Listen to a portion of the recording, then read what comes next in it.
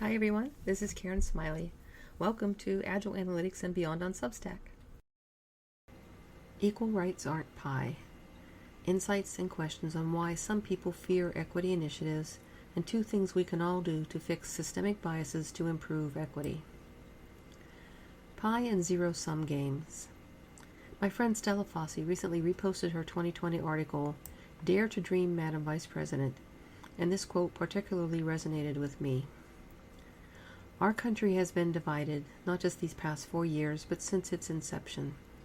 It has been divided by the belief in a zero-sum game, that whatever gains are made by women or people of color or people with disabilities or people who love the same gender, that those gains are made at the expense of someone else, that one person's ability to marry somehow threatens another person's marriage, that one person's access to education somehow limits another person's ability to learn. None of this is real. DEI advocates often counter this view of life as a zero-sum game by saying, equal rights for others does not mean less rights for you. It's not pie. There's also pushback on that idea, asserting that it is pie, that others gaining more rights to resources will take away from others when resources are constrained. This fear of losing, of life being a zero-sum game, shows up over and over in equity discussions in the DEI space. But why? Inequality and inequity. For a more in-depth discussion of the differences between equality and equity, please see this July 23rd article on baseball, bicycles, and crosswalks. The differences aren't important for this article, so don't let the terminology derail you. Many cartoons on gender inequality show a man and a woman at the starting line of a racetrack. Cartoon Variation 1. In one viral variation of the cartoon, there's one example on icld.se from Sweden. The man's track has 2 small hurdles. They are low, spaced apart, and do not span his whole lane. He could easily jump them, even in his suit, or just go around. The woman's track shows landmines, barbed wire, an alligator, part of a tall stone wall, and spikes, and she has a big weighted ball chained to her right ankle. The cartoon caption shows the man saying to the woman, "What's the matter? It's the same distance." The obvious point is that the woman faces far more barriers than the man. Their tracks are not equitable or fair, and pretending they are is ridiculous. Cartoon Variation 2. A variation by Peruvian political cartoonist Carlin titled Meritocracia shows 3 women and 3 men. The men's tracks have no obstacles, and the women's tracks have many, mostly related to household work. It went viral in February 2019 when shared by billionaire Anand Mahindra. This Upworthy post describes the cartoon. It depicts 3 men and 3 women positioned at the starting line of a track that presents a clear path to the finish line for only one gender. While the women are blocked by a never-ending pile of housework, including laundry, cooking, and ironing, the men are presented with a path that's completely unobstructed. And just to make things harder for the women, they are dressed in skirts and heels, in contrast to the suits and comfortable shoes worn by men. The Upworthy article also includes a version of the cartoon marked up by a man to add obstacles in text boxes to the men's paths. This reflects backlash and a sense of resentment that life isn't easy for men either. But no one's claiming it is easy for men in absolute terms. The point is that men's gender isn't making things even harder for them. Not being of male gender does make it harder. It's similar to talking about white privilege. Yes, many white people like me face challenges too, but my skin color hasn't made my life even harder. Cartoon Variation 3. A cartoon I saw the other day, but didn't save unfortunately, shows 3 panels on this topic. The first panel shows a man and a woman at the starting line of a racetrack, where the woman's lane shows obstacles and the man's doesn't. It's captioned, "What Women Face." The second panel shows the man at the lane with the obstacles and the woman at the lane without obstacles. It's captioned, "What Men Fear." The third panel shows both the man and the woman at lanes with no obstacles. It's captioned, "What DEI Is." The key insight is that the second panel isn't at all what women or advocates for equity want. The goal isn't to create more obstacles for anyone. Equity advocates want to remove systemic obstacles for the benefit of everyone. If you felt that same fear about equity initiatives, ask yourself, what is it you're afraid of? So aren't we past sexism and racism by now? No, we're absolutely not. Stella's article, which I quoted at the start of this post, is about U.S. Vice President Kamala Harris. As an American woman with ancestors from Jamaica and India, she has deep personal experience with intersectional biases and inequities. VP Harris has clearly succeeded in spite of the many barriers she has faced in her life. Yet in some ways, Harris is the exception that proves the rule. Gender bias is far from gone in this country, and in some ways it's gotten worse lately. And setting aside her gender for the moment, racist bias is deep-rooted and still pervasive in the U.S. If anyone somehow thinks that people of color in this country are blessed with open lanes and no obstacles, they are not living in reality. Some examples. The list of unarmed black people killed by U.S. law enforcement officers is appallingly long and incomplete. The latest known example as of July 25, 2024, is Sonia Massey's murder on July 6th. Black people in the U.S. are not safe even in their homes, even when they have called for help. Yes, the policeman who shot Massey has been dismissed and charged with murder, and that's good, but that's not good enough. She should still be alive. Discrimination against Asian Americans in the U.S. is long-standing and even escalated during the COVID-19 pandemic, inflamed by racist rhetoric. A 2023 study found that, quote, 32% of Asian adults say they know another Asian person in the U.S. who has been threatened or attacked because of their race or ethnicity since the beginning of the COVID-19 pandemic. And 9 out of 10 Asian Americans personally experienced at least one of the 17 discrimination incidents in the survey. It was not an exhaustive list. Hispanic people were hardly exempt from bias and inequity in the U.S. Discrimination against them in the U.S. dates back to the 1840s, and hate crimes against Hispanics have spiked in recent years. On the job front, as noted in this LinkedIn article about 4 barriers Hispanic workers face, Jen Tardy quotes the Center for American Progress as asserting that systemic factors continue to prevent Hispanics from achieving equal employment outcomes compared to whites. This Health Services Research Report confirms that indigenous people in the U.S. experience greater bias than whites in healthcare and other domains for over 500 years. And it's still a problem. Quote, in adjusted models, Native Americans have higher odds than whites of reporting discrimination across several domains, including healthcare and interactions with the police and courts. See the report for more details. All of this has to stop.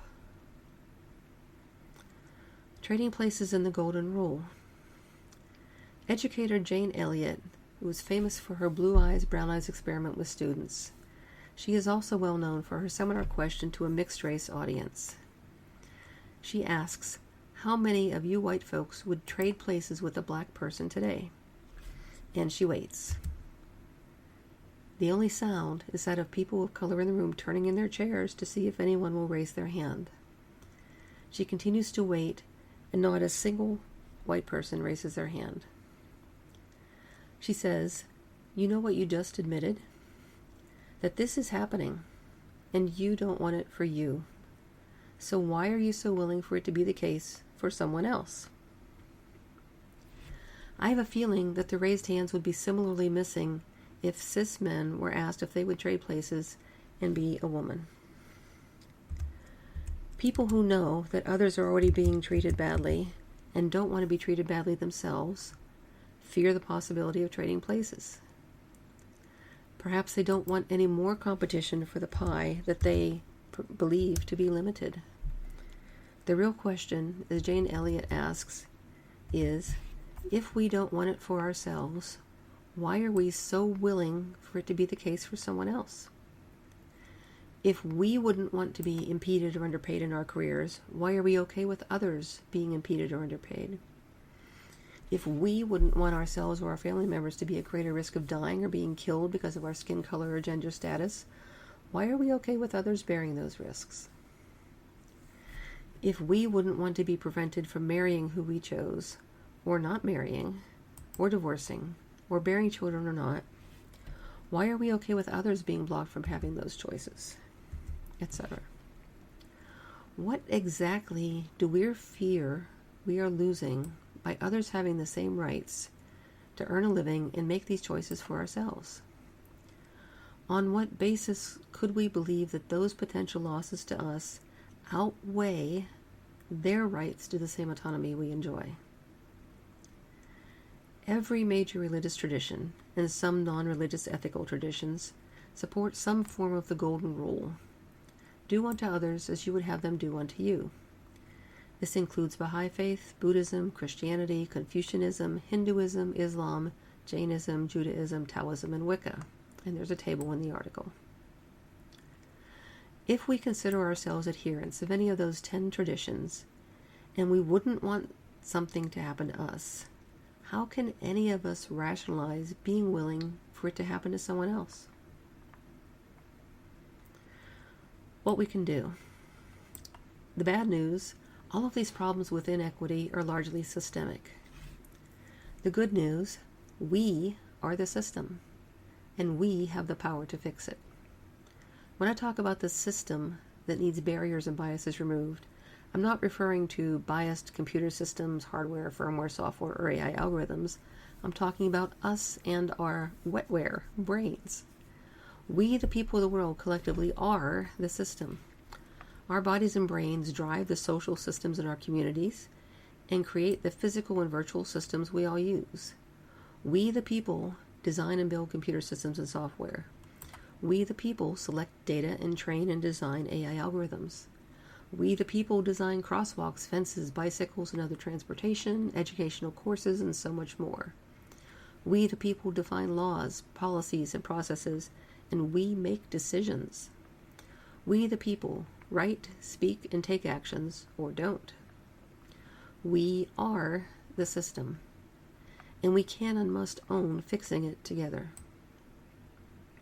How to move forward. Here are 2 things each of us can do. Action 1. No matter where we live or work, we all have work to do. We all grow up with biases we don't even know we have. We're like fish swimming in the ocean and we don't see the water. Learning to see is the first step.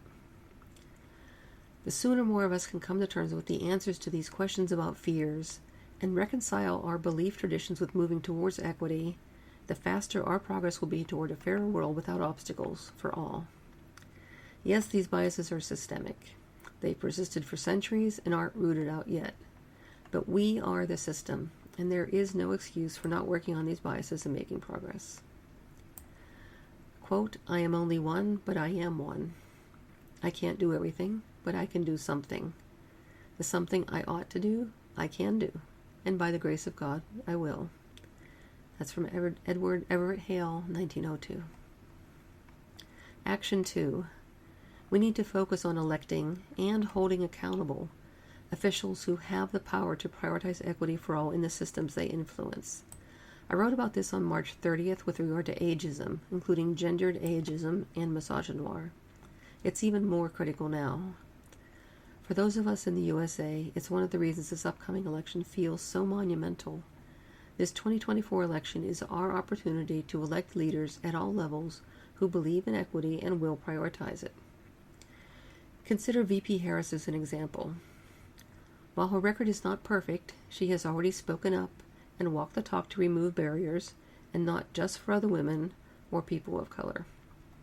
From her 2020 acceptance speech as VP-elect, quoted in Stella's article, while I may be the first woman in this office, I won't be the last. And to the children of our country, regardless of your gender, our country has sent you a clear message. Dream with ambition, lead with conviction, and see yourself in a way that others might not see you simply because they've never seen it before. And we will applaud you every step of the way. Now is when the real work begins. The hard work, the necessary work, the good work. To rebuild our economy so it works for working people. To root out systemic racism in our justice system and society. To combat the climate crisis. To unite our country and heal the soul of our nation. The road ahead will not be easy, but America is ready. VP Harris was and is right that we need the real work, the hard work, the necessary work, the good work. Applause is great, but it's not enough. We need to reverse the damage that's already been done to civil, voting, marriage, and healthcare rights in recent years. We need to solidify our rights so that they can't be jeopardized again by fearful people who believe that life is a zero-sum game. It's time to focus on tearing down systemic barriers, rebuilding and improving to have true liberty and justice for all. To achieve this, we need leaders up and down and across our country, at all levels, who care about removing systemic barriers and who will pitch in to make it so. Harris's platform isn't set yet, but her positions appear likely to be stronger on equity than Biden's, and her speeches and actions to date support hope that she will prioritize equity as president. Now is the time, before the convention, which is August 19th to 22nd, to speak up about making equity a priority in her platform, and then keep speaking up and acting. Like planting a tree and so many other things, the best time to push together for equity was 20 years ago, and the next best time is now. I believe America is more ready today than ever before. LFG. Thank you to Catherine Lewis, Rose G., and Stella Fossey for their kind feedback on drafts of this article.